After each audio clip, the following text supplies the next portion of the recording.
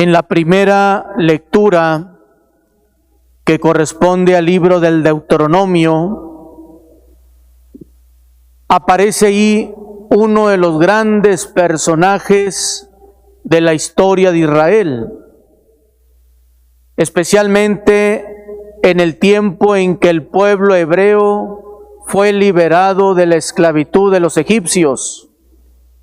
Nos referimos obviamente a Moisés, y acompañó a ese pueblo durante el desierto, en el caminar del desierto, poquito antes de entrar a la famosa tierra prometida.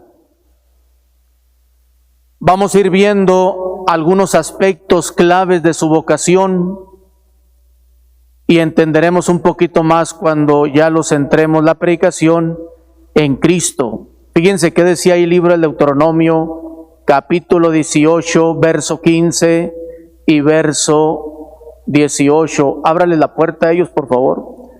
Lo que significa, fíjense textualmente, va a venir un profeta, dice ahí Moisés, como yo, va a surgir de entre sus hermanos.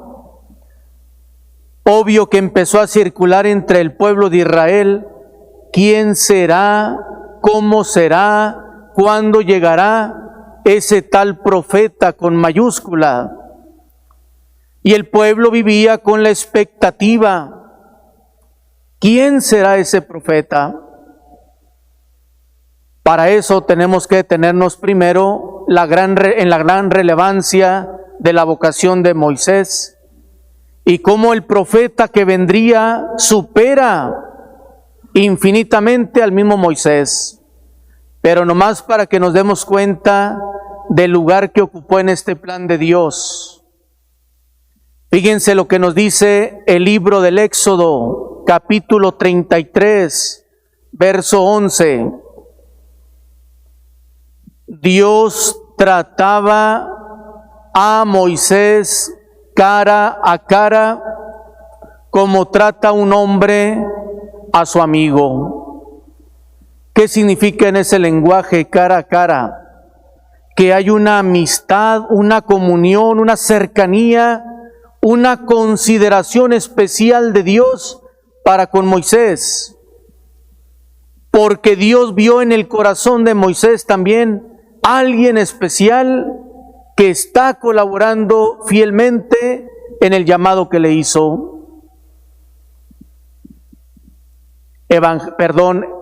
Libro del Éxodo, capítulo 3, verso 10.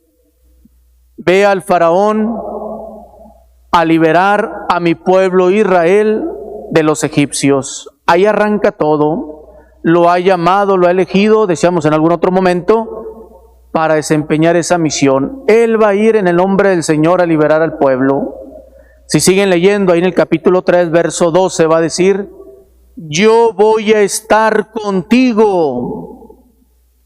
Palabras que garantizan que la vocación de Moisés viene de Dios y que Dios se compromete en respaldarlo, que lo va a acompañar. Por eso se ha dicho que la misión es junto con Dios y el que es llamado. Dios no lo involucra para dejarlo a la deriva a Moisés. A ver cómo te las arreglas, ya salieron de Egipto, a ver en el desierto cómo le hacen para comer, para tomar agua. Dios se comprometió a estar con Moisés y Dios va a obrar grandes prodigios a través del mismo Moisés. Si siguen leyendo en el libro del Éxodo, capítulo 4, en el verso 12 va a decir ahí, yo voy a estar en tu boca. Así que, adelante, emprende el camino, como diciendo, yo voy a hablar a través de ti. Yo voy a intervenir a través de ti. Y emprenderá efectivamente Moisés esa gran tarea de liberar al pueblo de Israel. Si nos vamos al capítulo 34 del libro del Deuteronomio, en el versículo 10 va a decir: no ha habido en todo Israel un hombre como Moisés, con el cual Dios hablara cara a cara. Se retoma aquello que habíamos dicho del Éxodo 33:11. Y hay una resonancia fuerte en el libro de los Números, capítulo 12, verso 7. Le dice, fíjense lo que dice el Señor ahí: Moisés, mi siervo, es de toda mi confianza. Para que Dios se atreva a decir que Moisés, su siervo, es de toda su confianza, es porque Dios tiene una consideración extraordinaria y por el momento no se ha sentido decepcionado, desilusionado del llamado que le hizo a Moisés. Nos detenemos ahí, imaginémonos que dijera nuestro Padre Dios: mi siervo Pancho, Edgar, Manuel, mi sierva Carmen, Manuela, Rosa, Gabriela, Martina, etcétera, son de mi confianza, como diciendo: ellos no me han defraudado, ellos han respondido a la altura de lo que yo les estoy confiando y pidiendo. Ah, caray, pues nos revisamos, empezando por mí mismo, y decimos: sería mucho aventurarse de parte de Dios decir: mi siervo Poncho es de mi gran confianza, porque si reviso mi vida, mi historia, pues no soy un ángel, soy de carne y hueso y tengo muchas debilidades, pero estamos llamados precisamente a ser siervos, todos los bautizados, de la confianza de nuestro Dios. Entonces ahí ubicamos pues en estas citas del Antiguo Testamento el gran papel fundamental que ocupó Moisés en el plan de Dios. Incluso fíjense nada más, esta cita por ahí la dije hace poco, el profeta Jeremías en el capítulo 15, en el versículo 1, aparece ahí Moisés junto con Samuel como grandes intercesores. El mismo Dios le dice a Jeremías, después de que ha intercedido mucho por el pueblo, y Dios ve que ese pueblo no se arrepiente, no se convierte, no quiere enderezar su vida, le dice el Señor nuestro Dios a Jeremías: aunque interceda Moisés y Samuel, yo no te voy a escuchar. No porque no tengan autoridad para interceder estos grandes hombres, sino el énfasis está en que ellos, aunque hayan vivido ya siglos atrás de Jeremías, pueden interceder ante Dios. Fíjense qué interesante eso. Pasa el tiempo y nos vamos a las páginas del Nuevo Testamento y vamos a ir viendo cómo se detiene a comparar la figura de Moisés con la de Jesús. Y dice la carta a los Hebreos, capítulo 3, verso 3, Jesús tiene una dignidad mucho mayor, más superior en su gloria que la de Moisés. Para un israelita, un judío, Moisés era pues la máxima autoridad. Pero llega Cristo Jesús y la Escritura va a decir: Moisés era una hormiguita en comparación a la grandeza y la soberanía de Cristo Jesús. Fíjense lo que llega a decir Jesús en el Evangelio de Juan, capítulo 5, en el verso 46. En una controversia que tiene con los judíos, les dice Jesús: si ustedes creyeran en Moisés, también creerían en mí, porque él escribió de mí. Él mismo se remite a ese gran personaje prácticamente de 13 siglos antes de Cristo, pero está diciendo, está subordinada la misión de Moisés a la misión de Cristo.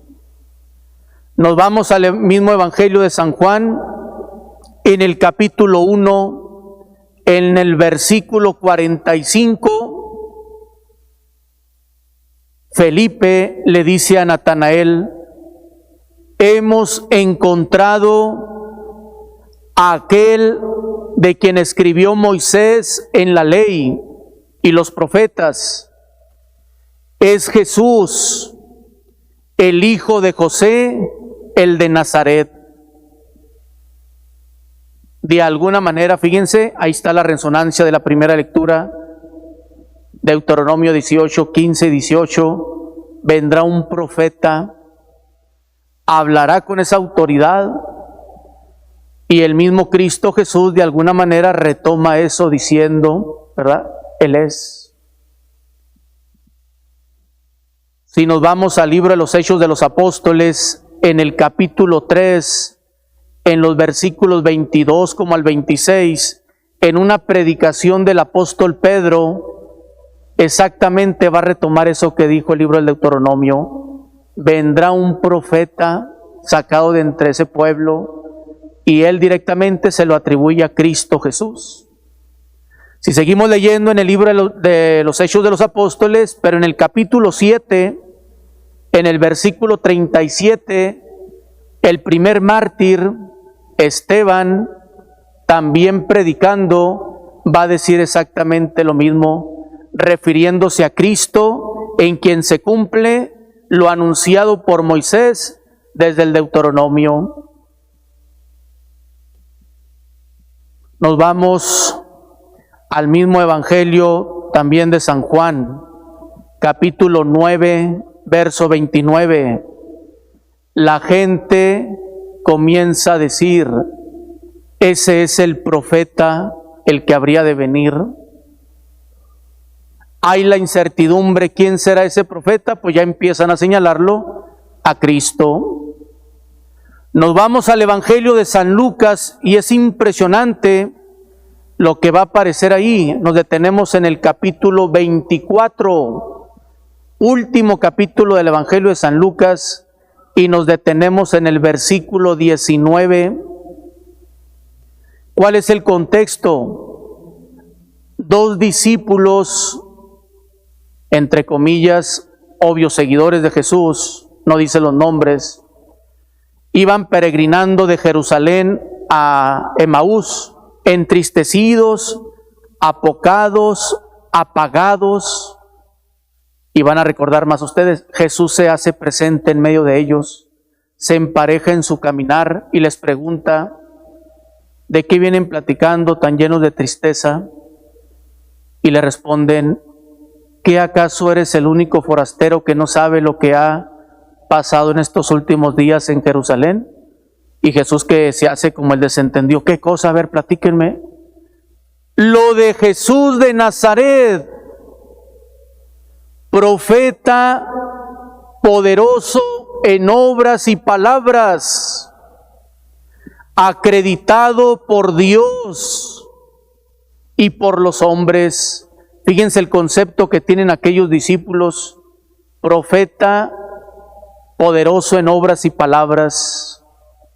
Sabemos que Cristo es más que un profeta, porque Él es la palabra misma de Dios, pero ha impregnado en el contexto de la revelación que efectivamente Cristo es el que trae la palabra definitiva de Dios a la humanidad. Si siguen leyendo en el capítulo 24 y nos detenemos en el versículo 27, Jesús les empieza a explicar las Escrituras partiendo de Moisés, todo lo que estaba escrito de Él mismo, cuando les había dicho, qué tardos son de mente para comprender las Escrituras. Es sorprendente, ¿verdad?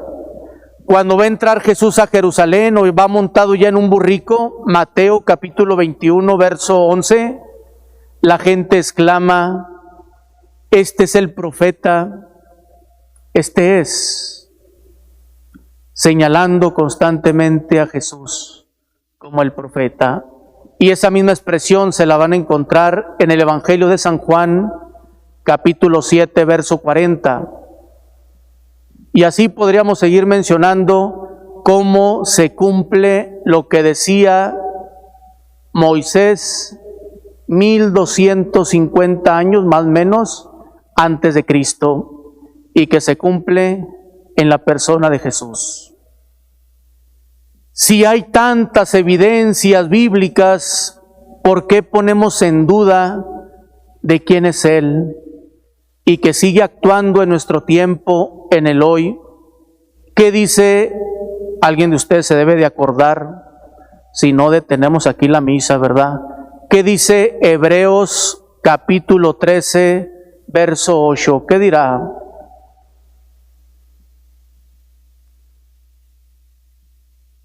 El que agache la cabeza le pregunto, no le hace que me vean ahí en la cámara, no se crea. Cristo es el mismo ayer, hoy y siempre. No es un personaje de moda o que quedó nomás ahí plasmado en los evangelios de hace 2000 años. Él sigue actuando hoy en día, se sigue haciendo presente en su palabra, en la Eucaristía, en la comunidad de fe, que dice Mateo 18:20, donde dos o más se reúnen en mi nombre, yo estoy en medio de ellos. Yo voy a estar con ustedes hasta el final de los tiempos, Mateo 28:20. Entonces no es reunirnos a celebrar nada más algo que nos transmitieron nuestros papás o nuestros antepasados para tranquilizar nuestras conciencias. Es actualizar el momento maravilloso de la entrega amorosa de Jesús por la redención de todos. Momento privilegiado que también nos hace aumentar la fe por su presencia en la Eucaristía y por el poder de la palabra de Dios. ¿Qué le pedimos al Señor? Disposición cada día para creer más en Él. Que nada venga a perturbar, inquietar nuestros corazones, alejándonos del único y verdadero Cristo Jesús, que está presente en su iglesia, actuando, purificando, perdonando, reconciliando. Segunda carta a los Corintios, capítulo 5, verso 18. Dios nos ha confiado el ministerio de la reconciliación. O sea, Cristo sigue obrando a través de sus ministros en su iglesia y sigue comunicando su gracia. ¿Por qué dio esta orden cuando fundó la Eucaristía, cuando la instituyó? Lucas 22:19. Hagan esto en memoria mía.